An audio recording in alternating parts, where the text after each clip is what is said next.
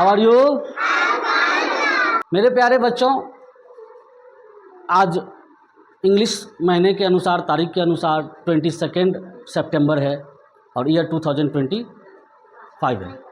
और आज से संपूर्ण विश्व में नवरात्रा स्टार्ट हो रही है। और नवरात्रा के पीछे की जो स्टोरी है वो हम संक्षिप्त में आप लोग को बताने जा रहे हैं।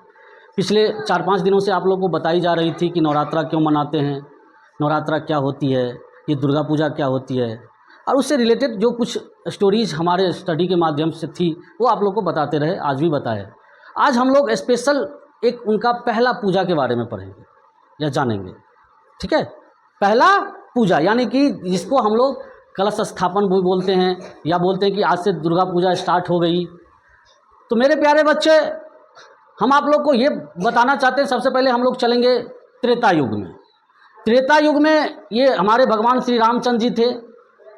इनको 14 ईयर्स यानी 14 साल के लिए वनवास हुआ था। वन में बहुत तरह की यातनाएं आई, बहुत तरह का प्रॉब्लम आई। वन मिस और आप लोग अच्छे से भली भांति समझते हैं कि जो जंगल की ज़िंदगी कैसे हो सकती है, जंगल में लोग कैसे रह सकते हैं। और ठहरे भगवान श्री रामचंद्र जी राजकुमार थे उस समय में, यानी राजा के बेटा थे। क्या फैसिलिटी हुई होगी, किस तरीके से ये इनकी लिविंग स्टैंडर्ड होगी। तो खैर ये सारी चीज़ें हैं, रामायण की पाठ है, हम लोग बड़े होंगे या बताते रहते हैं टाइम टू टाइम। होता ये है मेरे प्यारे बच्चों, एक बार इनकी जो वाइफ थी माता सीता, उनकी जो किडनैप हो जाती है, अपहरण हो जाती है, यानी हर लिया जाता है एक अताताई राक्षस यानी रावण के द्वारा।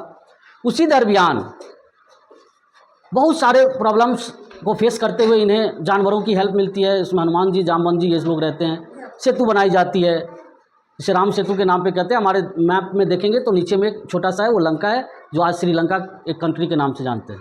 कम टू द पॉइंट मेरे प्यारे बच्चों, समय ऐसा आती है, सिचुएशन ऐसी बनती है कि हमारे भगवान श्री रामचंद्र जी को लड़ाई लड़ना पड़ता है रावण से, अपनी सीता माता को छुड़वाने के लिए। उसके लिए वो क्या करते हैं, फाइट करते, लड़ाई होता है। लड़ाई बड़ा भयानक होता है। एक समय ऐसी आती है, एक सिचुएशन ऐसा आती है कि हमारे भगवान श्री रामचंद्र जी को कुछ नहीं दिखाई देता, एकदम अंधेरा। यानी युद्ध के दौरान उन्हें लगा कि आज युद्ध रावण नहीं, कोई शक्ति लड़ रहा है। उसके बाद आपस में मीटिंग हुई, फिर इन्होंने ये किया कि नहीं, क्यों नहीं शक्ति की पूजा की जाए। तो ये जो नवरात्रा है, इसमें माता सीता की अपहरण से जुड़ी हुई है, जिसमें लड़ाई होती है रावण से। और उसके बाद ये भगवान श्री रामचंद्र जी की ये सिचुएशन आता है, फिर ये पूजा करते हैं। किनकी पूजा करते हैं ये? माता दुर्गा के 9 रूप का। कितना? यानी 9 दिन पूजा करते हैं। फिर 10वें दिन ये रावण को मारने में कामयाब हो जाते हैं। ठीक है, तो इसलिए विजयादशमी मनाते हैं हम लोग, जिसको दशहरा कहते हैं, जो 2 अक्टूबर को हम लोग सेलिब्रेट करेंगे। Any problem?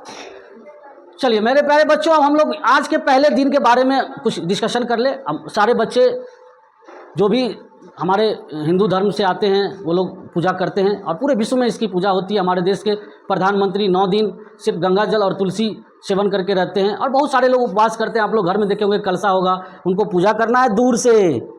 ठीक है, समझे ना, उनको टच नहीं करना है। बच्चे परेशान करते हैं, ये सब काम नहीं करना है। तो आज आप जाएंगे तो घर में देखेंगे जरूर पूजा पाठ सारा कुछ, उससे तैयारी पहले से चल रही होगी।